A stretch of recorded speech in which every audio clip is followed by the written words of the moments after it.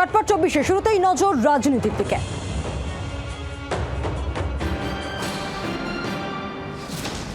শিল্পমঞ্চে মুখ্যমন্ত্রীর নিশানায় বিরোধীরা। কে বলে বাংলায় শিল্পের সম্ভাবনা নেই, কিছু মানুষ বাংলাকে বদনাম করতে চায়। রাজ্যের বিরুদ্ধে ভুয়ো খবর ছড়ানো হচ্ছে।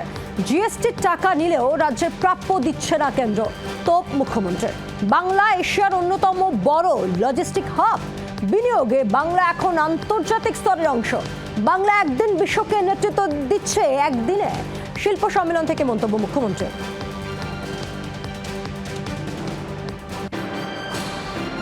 26-এর আগে শিল্প ইস্যুতে সম্মুখ সমরে শাসক বিরোধী। বাংলা শিল্প সম্ভাবনা নিয়ে সওয়াল মুখ্যমন্ত্রী।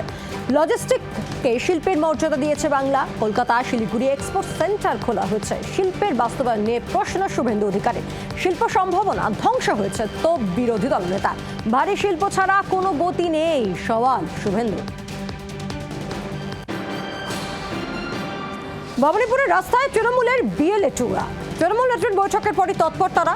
খসড়া তালিকায় নাম আছে কি? বিএলএ টুরা খসড়া তালিকা নিয়ে আজ থেকেই যাচ্ছেন বাড়ি বাড়ি।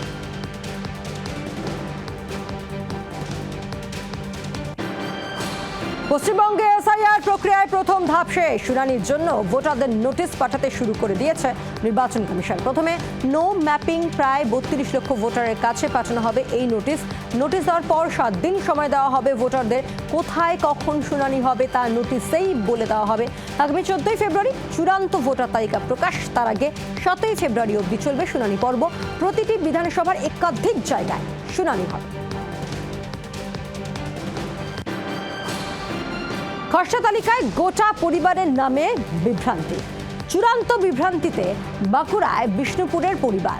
অভিযোগ ভোটার কার্ডে প্রত্যেকের নামের বানান ঠিক ছিল, তালগোল পাকিয়ে যায় খসড়া তালিকায়। 4 সদস্যের পরিবারের 3 জনের নামই ভুল। আতঙ্কে বিএলও থেকে বিডিও সবার কাছে অভিযোগ জানান তিনি। তবে কোনো সুরাহা না পাওয়ায় আতঙ্কে রয়েছে ওই পরিবার।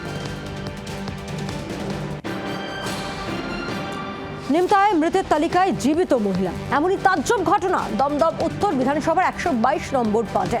অভিযোগ অনলাইনে এনুমারেশন ফর্ম বিএলওকে কাছে জমা দিয়েছিলেন ওই মহিলা।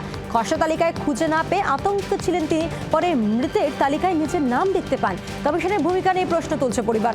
ঘটনায় কমিশনকে তোপ দেখেছে তৃণমূল। এসআইআর তালিকায় জীবিত ব্যক্তি মৃত।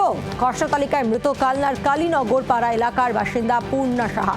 খসড়া ভোটার তালিকা দেখতে গিয়ে হতবাক। প্রতিবাদে পুরসভা থেকে ডেথ সার্টিফিকেট তুলতে চলে যান ওই ব্যক্তি। এনুমারেশন ফর্ম পূরণ করেও কিভাবে তালিকায় মৃত? বিএলওর বিরুদ্ধেই গাফিলতির অভিযোগ তুলেছেন ওই ভোটার। ঘটনা চাউর হতেই শুরু রাজনৈতিক চর্চা। কাজের চাপে আত্মঘাতী হওয়ার চেষ্টা বিএলওর।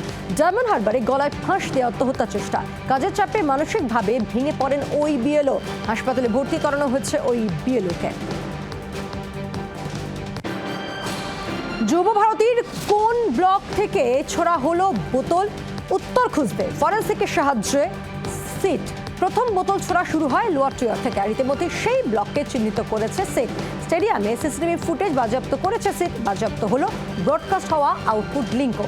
মাঠের মধ্যে কতজনকে গ্রাউন্ড অ্যাক্সেস কার্ড, কারা দিয়েছিল অ্যাক্সেস কার্ড, তদন্তে সিট।